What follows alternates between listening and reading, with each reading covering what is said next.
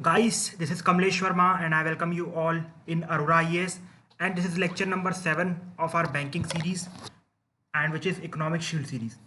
Okay, so हमने पिछले lecture में क्या डिस्कस किया था? पिछले लेक्चर में हमने एनपीए के बारे में डिस्कस किया था। ठीक है कि एनपीए के कॉजेज़ क्या क्या हैं। ठीक है, इसमें हमने काफ़ी डिटेल से डिस्कस किया और कुछ और भी कॉन्सेप्ट डिस्कस किए थे। ठीक है, लाइक विलफुल डिफॉल्टर क्या होता है and everything we have discussed in detail. और उससे पहले वाले lecture, that means in lecture number 5 we discuss the concept of NPA. Okay, fact and everything we had discussed. Now in this lecture we will try to see about the solutions of NPA. ठीक है, इस lecture में हम NPA के solution देखेंगे। उससे पहले एक बहुत ही इंपॉर्टेंट टॉपिक आता है जो काफ़ी न्यूज़ में रहता है, जिसका नाम है ट्विन बैलेंस शीट प्रॉब्लम। जब आप एडिटोरियल पढ़ते होंगे तब आपने काफ़ी बार इस शब्द को सुना होगा या फिर इस सेंटेंस को सुना होगा कि ट्विन बैलेंस शीट प्रॉब्लम क्या होती है। देखो, twin balance sheet problem we will try to understand with the help of Indian example. Before that let me give you some gist of it. ठीक है, देखो, अब जैसे मान लो कि कोई कंपनी है। ठीक है, मान लो हमारे माल्या साहब की कंपनी थी किंगफिशर। उसने लिया लोन 10,000 करोड़ का। ठीक है, और उसके बाद उनकी किंगफिशर चली नहीं, वो डूब गई। ठीक है, उनकी इंटेंशन थी कि मैं ये 10,000 रुपये अपनी किंगफिशर से कमाऊंगा और बैंक को वापस कर दूंगा। ठीक है, हम मानते हैं उनकी इंटेंशन काफ़ी गुड थी। तो ही डिसाइडेड कि भैया मैं किंगफिशर से 10,000 रुपये 10,000 करोड़ कमा लूंगा और वापस कर दूंगा। लेकिन इकोनॉमी में आ गया स्लो डाउन आने की वजह से इनके जो 10,000 करोड़ थे वो उल्टा 2,000 करोड़ बन गए। मतलब उनके पास जो एसेट थे वो बहुत डिप्रिशिएट कर गए और लोन बढ़ते बढ़ते 10,000 करोड़ का हो गया। अब वो इसे वापस नहीं कर सकते थे। ठीक है, वो इसे वापस नहीं कर सकते थे। तो अल्टीमेटली क्या होगा, इसका इम्पैक्ट पड़ेगा बैंक पे। मतलब बैंक को इनका पैसा वापस नहीं मिलेगा। तो इसी को कहा जाता है ट्विन बैलेंस शीट प्रॉब्लम। ठीक है, थोड़ा सा आई थिंक आपको हल्का सा समझ में आया होगा। अब इसको और थोड़ा डिटेल में समझते हैं। तो सबसे पहले समझो कि बैलेंस शीट क्या होती है।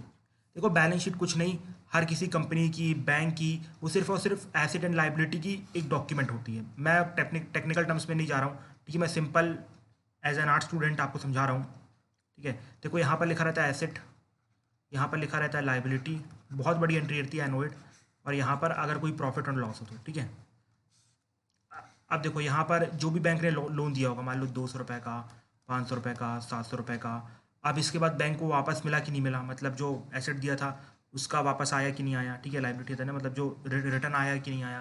फॉर एग्जांपल यहाँ 100 आया, 300 आया, 600 आया। ठीक है, तो अल्टीमेटली यहाँ पर क्या हुआ, लॉस हुआ। ठीक है, ये मान लो कंपनी की बैलेंस शीट थी, हमारे माल्या साहब की बैलेंस शीट। माल्या साहब ने ये पूरा लोन लिया और उनको प्रॉफिट ही नहीं हुआ। ठीक है, जब उनको लॉस हो गया तो आप ये सोचो वो बैंक को कैसे वापस करेंगे।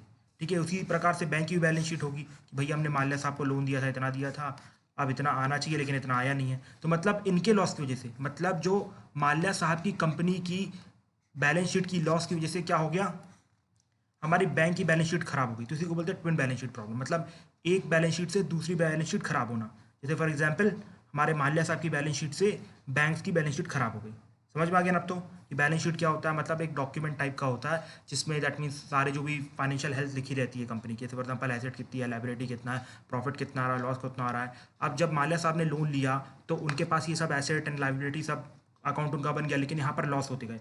अब जब लॉस होते गए तो he was not able to return his loan to the banks. तो मतलब इनकी बैलेंस शीट की वजह से, जो कि बैड हो गई थी, बैड मतलब डूब जाना, जिसकी वजह से यहाँ पर बैंक्स की बैलेंस शीट भी डूब गई।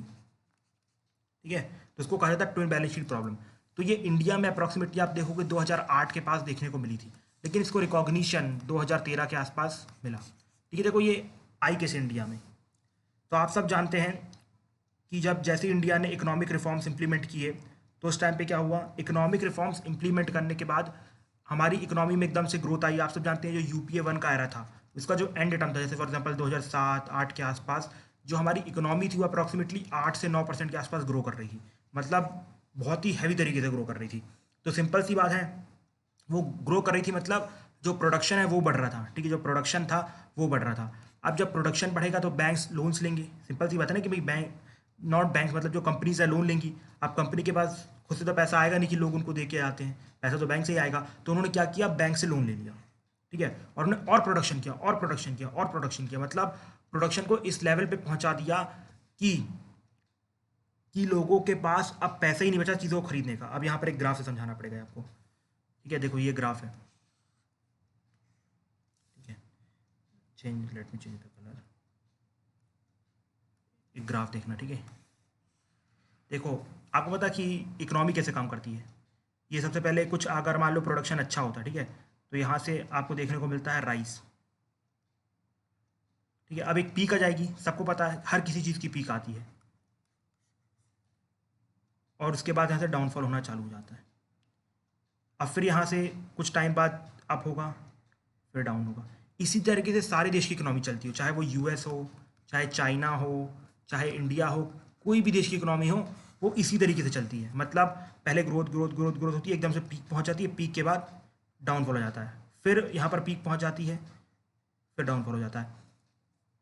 इसको कहते हैं स्ट्रक्चरल स्लो डाउन। आपने वर्ड सुनी होगी ये, ठीक है। Not structural, cyclical slow down, ठीक है। वो तो स्ट्रक्चरल बाद में बताऊंगा, डोंट वरी, उसके बारे में बताया जाएगा जब इंडस्ट्रीज आएगा, तो वहाँ पर बताऊंगा स्ट्रक्चरल स्लो डाउन। तो cyclical slow down, cyclical slow down मतलब ये कि इकोनॉमिक में एक कॉन्सेप्ट है, इकोनॉमी में कॉन्सेप्ट है कि मतलब पहले प्रोडक्शन बहुत होता है बहुत होता है बहुत होता है, फिर एकदम से पीक आ जाता है, फिर फॉल हो जाता है, फिर एकदम से प्रोडक्शन बहुत होता है बहुत होता है, पीक आ जाता है, फॉल हो जाता है, प्रोडक्शन फॉल बहुत होता है, फॉल हो जाता है। मतलब ये साइक्लिकल है, मतलब हर इकोनॉमी में ऐसा होता है। ये यूएस में होता है, चाइना में होता है, और हर जगह होता है। सेम चीज़ इंडिया में हुई।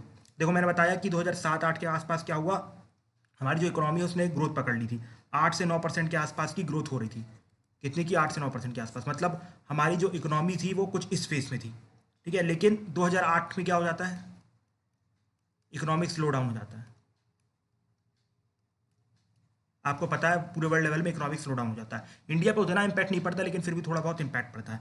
और यही वो फेज था जहाँ पर कंपनीज खुश हो गई। अब सिंपल सी बात है कि भाई उनका सामान ज़्यादा बिक रहा है, तो लोगों ने क्या किया, भाई सिंपल सी बात है, लोन लेंगे, ठीक है, लोन लेंगे, क्योंकि प्रोडक्शन बढ़ रहा है। लोग सोच रहे थे और लोन लेके और प्रोडक्शन बढ़ाएंगे। अब लेकिन आ गया यहाँ पर स्लो डाउन, मतलब सिंपल सी पीक पहुँच चुकी थी। अब जैसे ही पीक पहुँच जाएगी तो ये नीचे आना चालू हो जाएगा। अब इस टाइम पे जो बैंक की बैलेंस शीट थी वो ख़राब हो गई। मतलब उन्होंने क्या किया कि जैसे ही यहाँ पर ये वाला जो फेस था अपना 8 से 9% वाला, यहाँ पर बहुत सारा लोन लिया और बहुत सारा प्रोडक्शन किया। लेकिन जब ये स्लो डाउन हो गया, मतलब लोगों के पास पैसे नहीं बचा। स्लो डाउन का मतलब क्या होता है, लोगों की जो कंडीशन है वो ख़राब हो चुकी है।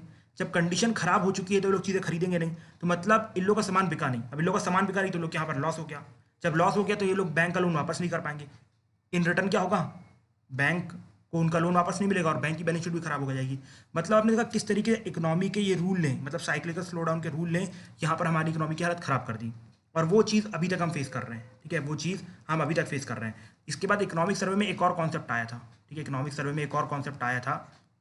वो कॉन्सेप्ट ये था कि ये जो इम्पैक्ट है, मतलब स्लो डाउन का इम्पैक्ट है, हर इकोनॉमी में 3 से 4 साल बाद देखने को मिलता है। 3 से 4 साल बाद देखने को मिलता है। जो इंडिया में इम्पैक्ट है वो भले 2009 में चालू हुआ था, लेकिन जो उसका फाइनल रिजल्ट है वो हमें 14-15 के आसपास देखने को मिला। 14-15-16 के आसपास, ऐसा इकोनॉमिक सर्वे का कहना है। तो इस कॉन्सेप्ट को भी याद रखना, ठीक है। समझ में आ गया? फिर से एक बार बता देता हूँ अगर समझ में ना आया हो तो। देखो हुआ क्या कि ये हमारी इकोनॉमी थी, ठीक है, मैंने आपको बताया कि पीक पहुंच गई, यहाँ पर 8 से 9% की ग्रोथ थी। यहाँ पर बैंक जो कंपनीज थी उन्होंने बहुत सारा लोन लिया, बहुत सारा प्रोडक्शन किया। लेकिन यहाँ पर आ गया 2008 का फाइनेंशियल क्राइसिस। पीक हमारी इकोनॉमी की पहुँच चुकी थी, वो नीचे नीचे फॉल डाउन करने लगी। अब जैसे ये फॉल डाउन करने लगी तो यहाँ पर सिंपल सी बात है, लोगों के पास पैसा नहीं है, इसलिए स्लो डाउन हो रहा है, ठीक है। लोगों के पास पैसा नहीं है, लोगों ने खर्चा नहीं किया, तो उनका सामान बिका नहीं कंपनीज का। अब सामान बिका नहीं तो उनको लॉस हो गया। जब मतलब लॉस हुआ मतलब उनकी बैलेंस शीट हो गई खराब। जब इनकी बैलेंस शीट हो गई तो अल्टीमेटली बैंक्स की बैलेंस शीट भी हो जाएगी खराब, ठीक है। तो इसे कहते हैं ट्विन बैलेंस शीट प्रॉब्लम। तो I think you are clear with it. अब देखो मैंने आपको लास्ट लेक्चर में बताया कि एनपीए हो रहा है, ठीक है। अब इसके सोल्यूशंस क्या है, कैसे एनपीए को हटाया जाए। मैंने कुछ आपको रिसेंट जो इनिशिएटिव्स हुए थे गवर्नमेंट ऑफ इंडिया के वो बताए कि रिसेंट में गवर्नमेंट ऑफ इंडिया ने क्या लिया, इसके बाद आरबीआई ने क्या लिया। ये सारे इनिशिएटिव मैंने आपको डिटेल में क्लियर किए, ठीक है। अब जो कुछ ट्रेडिशनल टाइप के हैं वो उसको हम क्लियर करने की कोशिश करेंगे। जैसे for example writing of the loan, जो कि मैं आपको पिछले लेक्चर में बता चुका हूँ, बट यहाँ पर क्विक रिवीजन होगा। Asset reconstruction company and SARFAESI act, ठीक है, ये भी मैं आपको कोऑपरेटिव बैंक्स में बता चुका हूँ, इसको भी सिर्फ रिवाइज करवाना है, 2 मिनट लगेंगे। कॉर्पोरेट डेप्ट रिस्ट्रक्चरिंग, इसको बताऊंगा। वैसे अभी कुछ खास इंपॉर्टेंट नहीं है, बट फिर भी पढ़ लेना, ठीक है, अभी बिल्कुल भी इंपॉर्टेंट नहीं है, बस थोड़ा सा जान लेना कि that means it is helpful for removing the NPS और solving the problem of NPS. फिर रिकैपिटलाइजेशन, ठीक है, ये बताऊंगा। Mission Indradhanush, it is also easy and ultimately we will complete with prompt corrective action. तो हो सकता है इनको 2 लेक्चर लग जाए। आई विल ट्राई की रिवीजन ही तो करवाना है, ठीक है, बिकॉज ये सब तो बता चुका हूँ, बस 1-2 चीज़ एक्स्ट्रा बतानी है। तो हम चालू करते हैं राइटिंग ऑफ द लोन से, ठीक है। मैंने आपको बताया था कि जितने भी बैंक्स होते हैं वो प्रोविजनिंग मेंटेन करते हैं। अगर कोई भी एनपीए आ जाता है तो एनपीए के लिए उनको प्रोविजनिंग मतलब अपने प्रॉफिट से कुछ परसेंटेज मेंटेन करना पड़ता है एनपीए पे। ये मैंने क्लियर किया है जब एनपीए का मैंने स्टार्टिंग किया था, ठीक है। वहाँ पर बहुत टाइम लिया था, मैंने अप्रॉक्सीमेटली 5 से 10 मिनट लिया था इसको समझाने में, तो वहाँ पर मैंने क्लियर किया है। अब जब ये प्रोविजनिंग बनाई जाती है तो सिंपल सी बात है, ये जो फंड है लॉक हो जाता है, जो प्रॉफिट है बैंक का वो लॉक हो गया। अगर बैंक के पास ये प्रॉफिट हाथ में होता तो ये लोन में चला जाता और बैंक को उसका इंटरेस्ट रेट मिलता, मतलब फ़ायदा होता, ठीक है, मतलब ब्याज मिलता बैंक को। लेकिन ऐसा हो नहीं रहा है, ठीक है, ऐसा हो नहीं रहा है। तो उसके लिए जो सेंट्रल बैंक होता है वो कई बार बैंक की बैलेंस शीट चेक करता है, ठीक है। और जब उसे लगता है कि ये जो एनपीए है ये लॉस एसेट हो चुका है, मतलब सेंट्रल बैंक को या बैंक को किसी को भी रियलाइज़ हो जाता है कि भैया इससे पैसे नहीं आएंगे, तो सिंपल सी बात यह है कि इसको राइट ऑफ कर दिया जाए। राइट ऑफ मतलब या तो आप उसे बेच दीजिए या फिर आप मतलब भूल जाइए, सिंपल शब्दों में भूल जाइए। जब आप भूल जाओगे तो जो प्रोविजनिंग यहाँ पर आपने मेंटेन किया ना वो रिलीज हो जाएगी, तब आप उसको लोन में दे पाओगे। तो ये इसे कहते हैं राइटिंग ऑफ द लोन। लेकिन ये बैंक करना प्रेफर नहीं करते, मैंने बताया था क्यों, बिकॉज उनके ऊपर डिपार्टमेंटल इंक्वायरी बैठती है, बैंक का जो शेयर्स है गिर जाता है बिकॉज लॉसेस शो होते हैं, बल्कि बैंक फॉल डाउन कैटेगरी में भी आ जाता है। ऐसी ऐसी बहुत सारी कंडीशन आ जाती है इसलिए bank writing of the loan prefer नहीं करते। लेकिन यहाँ पर हमारा आरबीआई जो है सेंट्रल बैंक है वो बार बार इंस्ट्रक्ट करते रहते हैं कि भाई आप लोन को राइट ऑफ करें, जिससे कि जो आपने प्रोविजनिंग यहाँ फंसा के रखी है उसको आप रिलीज़ करें और वो आगे लोन में दें और हमारी जो इकोनॉमी है आगे बढ़े, ठीक है। मैंने आपको बताया था राइटिंग ऑफ द लोन। इसके बाद एसिड रिकंस्ट्रक्शन कंपनी। देखो एक्चुअली 2000 के आसपास एक प्रॉब्लम इमर्ज होकर आई थी। वो प्रॉब्लम ये थी, मतलब ईयर 2000 में एक प्रॉब्लम इमर्ज होकर आई थी। वो प्रॉब्लम ये थी कि जैसे फॉर एग्जांपल मैंने आपको सिक्योर लोन के बारे में बताया था। जैसे फॉर एग्जांपल मैं बैंक के पास जाता हूँ, ठीक है, और अपनी ज़मीन गिरवी रखता हूँ। अब इसके बाद मान लो मैंने लोन नहीं दिया, अब इसके बाद वो लोग चाहते थे कि मेरी ज़मीन बेच दी जाए, लेकिन उसके लिए उन्हें कोर्ट में जाना पड़ता था, ठीक है, उनके लिए उन्हें कोर्ट में जाना पड़ता था। जब ये लोग कोर्ट में जाते थे तो वहाँ पर हो सकता है कि कभी वो बैंक वाले जीत जाए, फिर मैंने उसकी अपील कर दी और ऊपर से पैसे दे दे के तारीख पे तारीख बढ़वाता गया। सिंपल सी बात थी, इनका जो लोन था वो वापस नहीं आ रहा था बिकॉज वो ज़मीन को भी नहीं बेच पा रहे थे। तो गवर्नमेंट ऑफ इंडिया ने एक एक्ट पास किया जिसका नाम था सारफेसी एक्ट। इसका फुल फॉर्म मत रटना, याद नहीं होगा, ठीक है। सारफेसी एक्ट को पास किया 2002 में। इसके अंदर एक प्रोविजन था कि जितना भी सिक्योर्ड एसेट है, ठीक है, जितना भी सिक्योर्ड एसेट है जो बैंक्स होते हैं without government permission, without that means without high court permission और any court permission, they can sell those asset, मतलब they can sell those asset, मतलब आप बिना परमिशन लिए आप पूरे एसेट को बेच सकते हो, वो आपके हाथ में जब आपको बेचना हो, ठीक है। तो आपने देखा कितना प्रॉब्लम सॉल्व हो गई यहाँ पर। और साथ ही साथ इसमें ये भी लिखा था कि जैसे फॉर एग्जांपल कि आपने किसी के शेयर गिरवी रखे, जैसे जो कंपनीज होती है ना, बड़ी बड़ी कंपनी, अंबानी जैसी कंपनी लोग होती हैं, हिमालय से लोग होते हैं, वो लोग अपनी कंपनी के शेयर गिरवी रखते हैं। लेकिन आपको पता है शेयर तो भैया मतलब मार्केट के ऊपर डिपेंड करता हो सकता है कभी उसकी वैल्यू गिर जाए, ऐसा हो जाता है, ठीक है।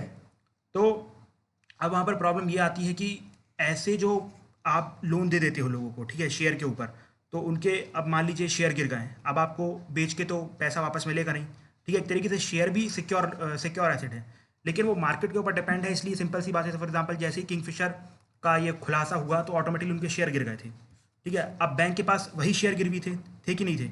अब बताओ कि भाई जो शेयर कभी 10,000 करोड़ के हुआ करते थे उस टाइम पे बैंक बेच सकती थी, ठीक है, लेकिन बैंक ने उस टाइम पे नहीं बेचा, मतलब जब 5,000 करोड़ के हो गए थे, जब बैंक ने इनको नहीं बेचा तो एटलीस्ट बैंक को आधा पैसा रिकवर हो सकता है। लेकिन बैंक ने सोचा कि नहीं, माल्या साहब पैसा वापस कर देंगे तो लेट अस वेट। लेकिन ऐसा हुआ नहीं और माल्या साहब भाग गए। तो अब इनके जो 5,000 करोड़ के शेयर थे उनका प्राइस 25 रुपये हो गया है, मतलब इससे भी कम हो गया है। अब बताओ 10,000 करोड़ के सामने 25 रुपये कुछ रिकवरी है नहीं, है ना। तो अब यहाँ पर बैंक से गवर्नमेंट ने बोला सारफेसी एक्ट में कि भैया अगर आपकी कोई ऐसी कंडीशन बचती है तो आप वाले शेयर जो है वो ARCs को भेज दीजिए, एसेट रिकंस्ट्रक्शन कंपनी को। इनको एसेट रिकंस्ट्रक्शन कंपनी को, मतलब इस एक्ट में एसेट रिकंस्ट्रक्शन कंपनी को बनाने की बात की गई। एसेट रिकंस्ट्रक्शन कंपनी क्या होती है, मैंने आपको पहले ही बताया था कि ये क्या करते हैं, जो बैंक्स का जो भी NPA है उसको डिस्काउंटेड प्राइस में खरीदते हैं। मतलब जो माल्या साहब का 10,000 करोड़ का है वो लोग बोलेंगे कि भाई आप ये जो लोन है वो आप हमें 4,000 करोड़ में दे दो।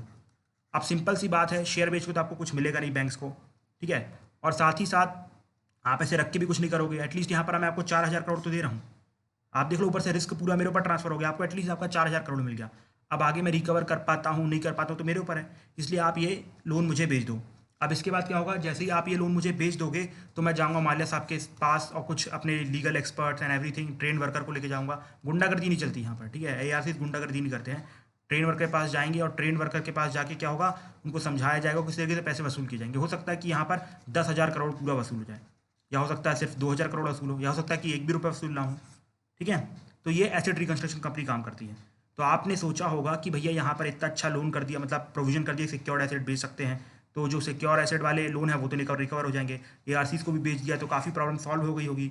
लेकिन ऐसी क्या प्रॉब्लम आ गई कि हमारी यहाँ एनपी की प्रॉब्लम बढ़ती गई, और किस हद तक बढ़ी आप देखो, ये देखो कि अप्रॉक्सीमेटली आप कह सकते हो 40,000 करोड़ का, ठीक है, 40,000 करोड़ का बैंक सिर्फ पीएनबी के पास है, सोचो 40,000 करोड़। और इन सब बैंक्स में पता दूसरी प्रॉब्लम क्या हुई, एआरसीसी ने इनसे लोन तो खरीद लिए, ठीक है, पूरे नहीं खरीदे, बिकॉज एआरसीसी की भी लिमिटेशन है, 40,000 करोड़ कौन खरीद सकता है, तो सरकार भी नहीं खरीद सकती, ऐसी कंडीशन है, ठीक है।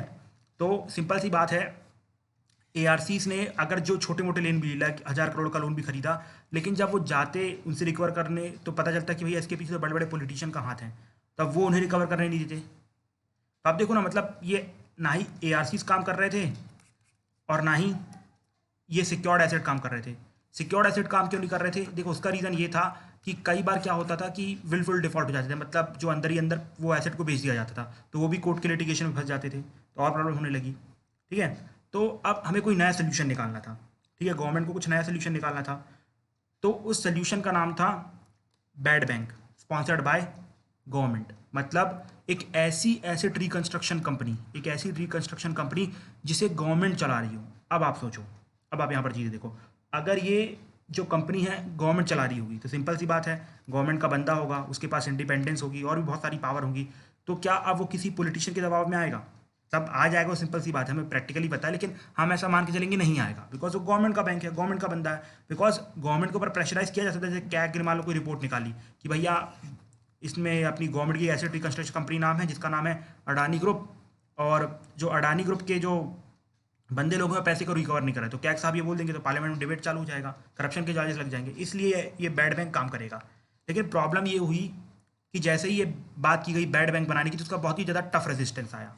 इसका रेजिस्टेंस ये आया कि भाई अगर आप सोचो कि ऐसे मान लो कि एसेट रिकंस्ट्रक्शन कंपनी थी प्राइवेट वाली, ठीक है, अब मान लो प्राइवेट वाली कंपनियों को उबारने के लिए यहाँ गवर्नमेंट का बैंक का जो नाम होगा वो पारा होगा, ठीक है, पारा होगा, मतलब गवर्नमेंट ने सोचा था public sector asset rehabilitation agency, ठीक है, पारा नाम रखा जाएगा। अब ये जो पारा है जो गवर्नमेंट का बैड बैंक है, मतलब कि ये भी डिस्काउंटेड प्राइस पे एसेट को खरीदेगा, तो मान लो इसने एसेट रिकंस्ट्रक्शन कंपनी से खरीद लिया जो बनी थी, ठीक है।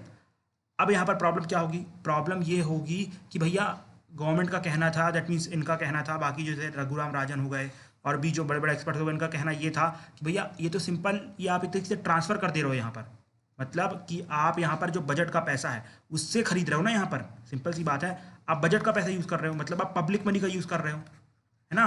अब आपको सिंपल सी बात है, कोई बॉडी चलती है, फॉर एग्जांपल रेलवे है, रेलवे चल रही है तो उसमें रेलवे के लिए बजट में प्रोविजन किया जाता है ना कि रेलवे को इस बार इतना इतना फंड दिया जाएगा, ये वाली कंपनी को इतना इतना फंड दिया जाएगा, जो भी गवर्नमेंट पीएसयूज हैं ये हैं उन सबको फंड दिए जाते हैं गवर्नमेंट की तरफ से, जैसे रेलवे हो गया। तो अब आप ये सोचो कि भैया आप तो पब्लिक का पैसा यूज़ करो, ऊपर से आप यहाँ पर फिजिकल डेफिसिट बढ़ा दोगे, आप फिजिकल डेफिसिट बढ़ा दोगे। मैंने आपको बताया था कि गवर्नमेंट अगर ज़्यादा खर्चा करेगी तो फिजिकल डेफिसिट बढ़ जाएगा, ठीक है, फिजिकल डेफिसिट बढ़ जाएगा, मतलब मॉनेटरी पॉलिसी अब काम नहीं करेगी, मतलब वहाँ पर आरबीआई ने मान लो कि आरबीआई को इन्फ्लेशन कंट्रोल करना है, मान लो 8% इन्फ्लेशन हो गया, आरबीआई ने सोचा कि इसे 6% कर दे, तो उसने क्या किया, कॉन्ट्रैक्शनिस्ट पॉलिसी अपना ली, मतलब जो रेपो रेट है वो बढ़ा दिया, तो आरबीआई ने सोचा कि भी इम्पैक्ट पड़ेगा, लेकिन यहाँ से गवर्नमेंट ने एफडीआई बढ़ा दी, मतलब ये जो फिजिकल डेफिसिट है, मतलब अपना खर्चा बढ़ा दिया। ये सब कॉन्सेप्ट भैया मैंने इन्फ्लेशन में कंट्रोल किया है, तो नो वन विल कमेंट कि भैया हमें समझ में नहीं आया। अगर आपने इन्फ्लेशन नहीं देखा तो आपको समझ में नहीं आएगा, इसलिए पहले इन्फ्लेशन देखी इसके बाद बोली। मैंने बोला था कि जो हर किसी का बेस है ना, हर चैप्टर का बेस होगा इकोनॉमिक्स में, वो इन्फ्लेशन होगा, ठीक है, तो इस पर ध्यान रखना। तो यहाँ पर सिंपल सी बात है, इन्फ्लेशन बढ़ जाएगा तो मॉनेटरी पॉलिसी कंट्रोल नहीं कर पाएगी इन्फ्लेशन को, तो अल्टीमेटली इसका सबसे बड़ा वो क्रिटिसाइजर कौन था, आरबीआई था, बिकॉज यहाँ पर गवर्नमेंट फिजिकल डेफिसिट बढ़ाने की बात कर रही थी और आरबीआई फिर इन्फ्लेशन कंट्रोल नहीं कर पाती, ठीक है, समझ में आया।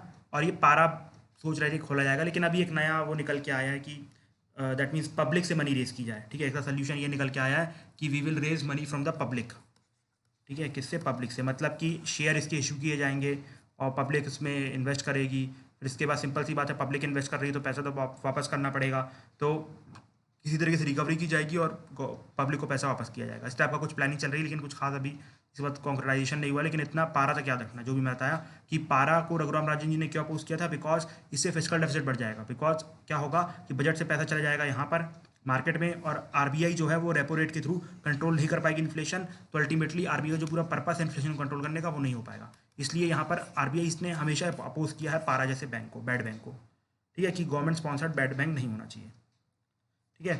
तो आज के इस लेक्चर में इतना ही रहने देते हैं, ठीक है। अब अगले लेक्चर में we will discuss about what corporate debt restructuring and rest of the solutions. Okay, in this lecture, this is it. Thank you and have a nice day.